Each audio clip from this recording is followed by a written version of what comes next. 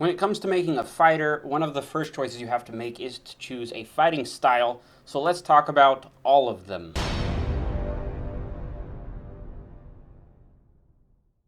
Hey fellow Game Masters, I'm Richard Quiner and welcome to the RPG Daily, your daily dose of all things tabletop role-playing games, helping you build your world and master your game. Today we're talking about fighting styles, and I'm going to cover all of them from the player's handbooks, the various subclasses that have come out, and Tasha's Cauldron of Everything, which introduced quite a few more fighting styles to the game. The fighting style option gives you a lot of ways to make the fighter very custom to you as a player and how you want to approach the game. But I will mention sometimes different archetypes might give you more chances to choose more fighting styles rather than just one.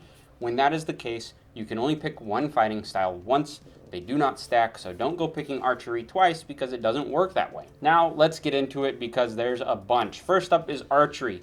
It's called archery, but it really deals with all ranged weapons. It gives you a +2 to your attack roll with a ranged weapon. Pretty straightforward, but this also includes if you throw daggers, if you use darts, javelins, any ranged weapon benefits from this +2 attack roll. Next is defense. While you are wearing armor, you gain a +1 to your armor class. Also very straightforward. It doesn't say what kind of armor, so you could be a leather armor person with this defense fighting style and have that extra bonus to your armor class. The dueling fighting style applies when you are wielding a melee weapon in one hand and no other weapons in the other. It's also a pretty straightforward bonus. It gives you +2 to damage with that weapon in your one hand. Next up is great weapon fighting, and this comes into effect when you are wielding a melee weapon with two hands, and that melee weapon has either the two-handed or versatile property. What great weapon fighting does for you though is whenever you roll a 1 or 2 on a damage die,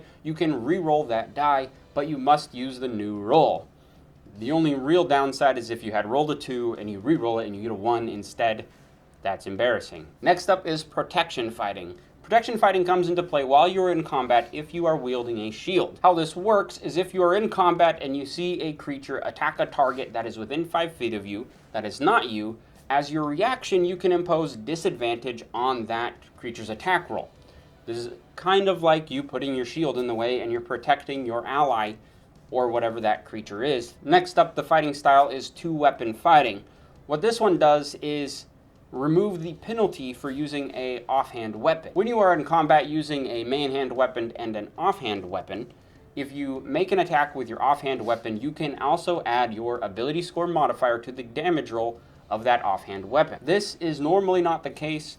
In 5th edition D&D, anyone can actually use a main hand and an offhand weapon if they want to. The only difference is with that offhand, they don't get to add their ability score modifier to the damage roll. This removes that penalty, letting you deal substantially more damage with your offhand because the ability score modifiers can give a lot of boost to your damage rolls. Those have been the basic fighting styles that are in the game. Now we're getting into the Tasha's Cauldron of Everything fighting styles that just came out a little bit ago. Blind fighting is a little deceiving. What this does for you is gives you blind sight with a range of 10 feet. Blind sight lets you basically see without having to actually see. So this will allow you to find your opponents even when you're blinded or in darkness, something like that, where they can't really hide from you even though they might try to, unless they take full cover. That's kind of the stipulation here. This also lets you see invisible creatures who are within that range unless that creature has successfully hid from you. Because they're invisible, they just have to be really quiet and roll a roll for it. The next up is interception, and this ties into very closely to protection style fighting. This fighting style comes into play when you are in combat and you are wielding a shield or a simple or martial weapon. When you see a creature attack a target creature who is within 5 feet of you, that is not you, you can use your reaction to reduce the damage that the target creature receives by 1d10 plus your proficiency modifier. Unlike protection where you get disadvantage on the attack roll, this one you just reduce the damage that creature could receive. This might come into play in situations where even disadvantage, the attacker will have a really high roll and be able to hit something. This just gives you a flat damage reduction, which I think is pretty neat. Next up is superior technique, which this deals with Battlemaster maneuvers. Maneuvers are a thing, and I think adding this fighting style lets everyone get a little taste of the maneuvers on the field of combat. First up, this gives you one Battle Master maneuver and the superiority die to use that. The superiority die in this case is a 1d6. But just understand that this lets all fighters dip their toes into that Battle Master area where they get maneuvers and superiority dice that can really change the effect of combat. It's a really interesting mechanic that I really enjoy. Next up, we have thrown weapon fighting, which just lets you use your thrown weapons a little more efficiently. The first thing you get is when you make an attack with a thrown weapon, you actually can draw that weapon as part of that action. Some DMs don't worry about counting drawing and stowing weapons as an action or a bonus action. As they're written, they do kind of take some time. This negates that time of drawing your weapon and then throwing it.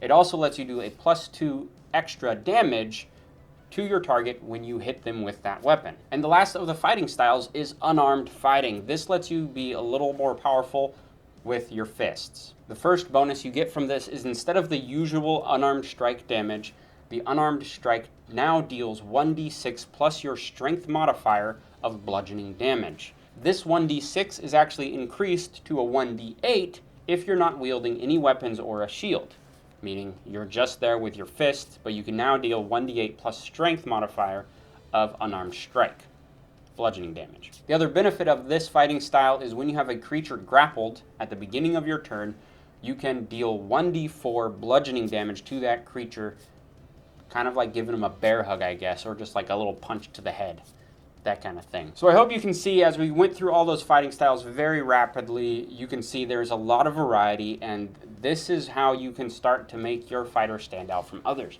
Do you want to be a fighter that somehow figures out how to do blind fighting and wears a blindfold all the time? That's an option. If you want to be the type of fighter that just has a ton of daggers or hand axes that they toss at people, you have an option for that. Fighting Styles leans into letting you make the choices of how you want your fighter to work. And for that reason, I think it's kind of cool, and I kind of wish other classes had something similar to this.